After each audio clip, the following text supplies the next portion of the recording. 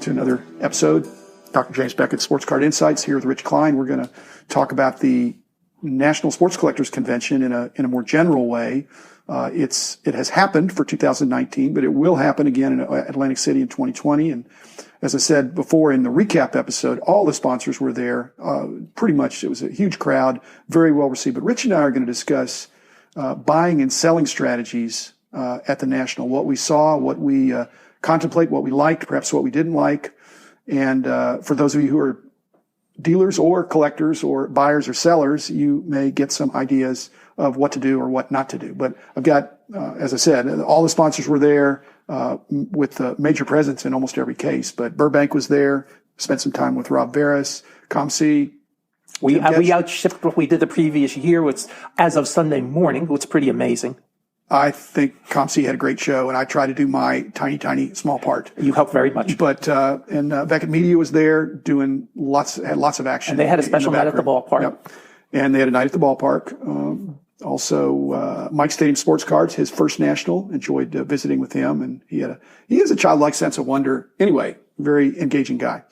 And Heritage, Huggins and Scott, the auction houses, pretty much every major auction house was there, not just our two sponsors. And then Panini, Topps, and Upper Deck, major presence there as well. But for the average person that's walking in, they've got a choice to make when they walk in the door. Where do they go?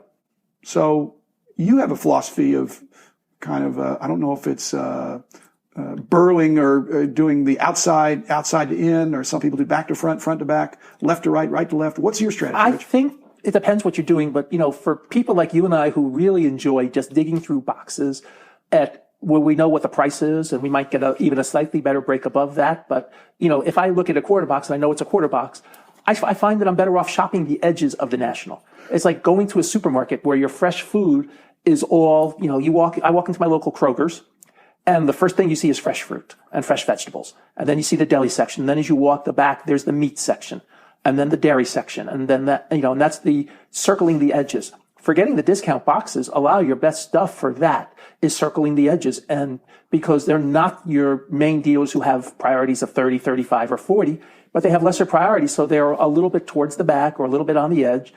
And it's a cool place if that's what you're looking for to start. If you're doing serious collecting, you'll want to start at the front quadrant of the room where the more established dealers with the more established merchandise that the serious people are looking for are in that part of the room. So it depends what you're coming to the National for. Well, if you start on the outside, that means, are you saying then you would do the corporate sponsors later? I would, because they're all in the middle. They're all in the middle. You could do depending on your purpose.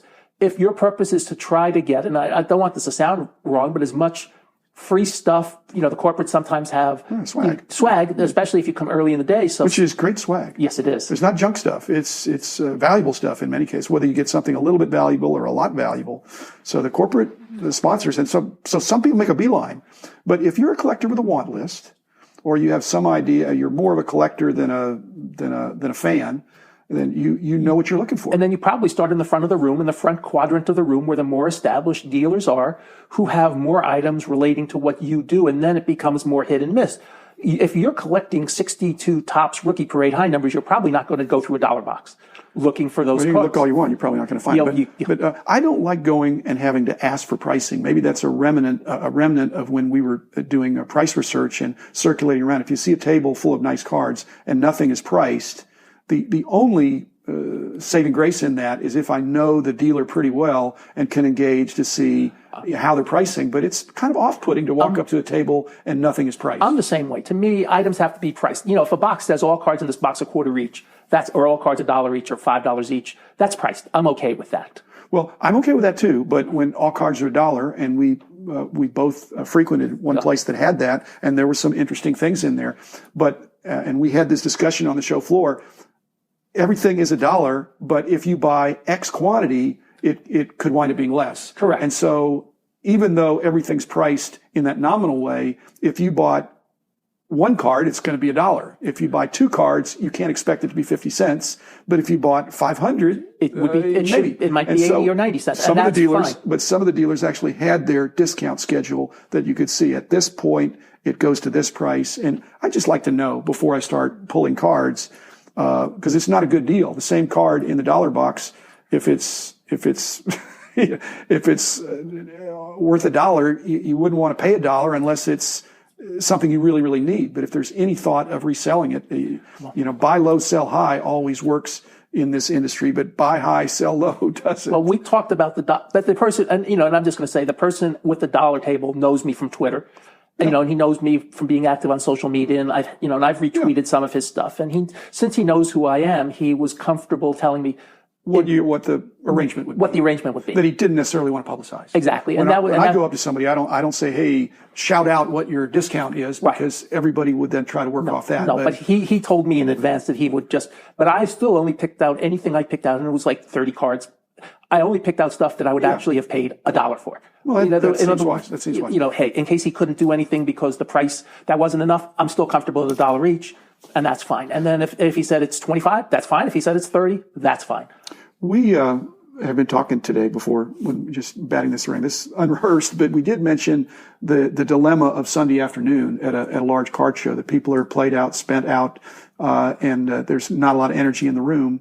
And so even if you were to lower your prices on Sunday afternoon, the customers, so we both experienced a situation where a longtime dealer jumped the gun, preempted, and gave his Sunday afternoon prices first thing Saturday morning. And I think he was very pleased because there all of a sudden was a huge crowd at his table. And he's a veteran, well-respected dealer who's, that was very interesting. And I just stumbled upon that by accident. We were just walking. I go, I took a look through about 20 cards. I said, Jim, you need to go here. Yeah, that was fun. That was fun. And you spent the rest of the afternoon there. I spent a bunch of time there. And like I said, I've known this guy for 30 or 40 years myself. I had lunch with John Esch. Oh, John's one of my favorite people. This week. And he had been at the National, and we actually flew up on the same flight together. And so he had a very different experience at the National than I did. I don't even mind quantity of cards. Quality is good. It's not in the eye of the beholder. As you know, my strategy is probably I buy slow-moving, low-demand cards that I think might eventually sell. So I'm not competing with a lot of people. John Esch also does that. He's not competing with a lot of people. He's buying low demand, but very low supply as well. He's buying a lot of 19th century and early 20th century stuff. So he actually has a want list. He knows what he's looking for. He goes in. He knows the dealers. He knows what he wants to pay. He has a fabulous collection, which I saw recently. He's over in Fort Worth, and he's a great guy and had a great time. But he was, I guess he got there Wednesday and stayed Thursday and wasn't necessarily looking for bargains. Although he did say he found a couple things that were, a lot of guys that come in, they're not just want lists, but they're opportunistic buyers. So he didn't know that he needed it or wanted it, but he saw it at that price. And he thought, that looks interesting. But he's one of those rare complete set guys. And once you go for complete sets, you're really on a journey. And he's got quite an impressive collection. As I said, I had never seen it. He invited me over. We spent a wonderful Saturday afternoon there. And he owns some really cool stuff. And I had challenged him before in the way you would challenge him. Show me something I haven't seen before. Well, he's got that stuff. And he's got that stuff. And I didn't care about the expensive cards. I want to see.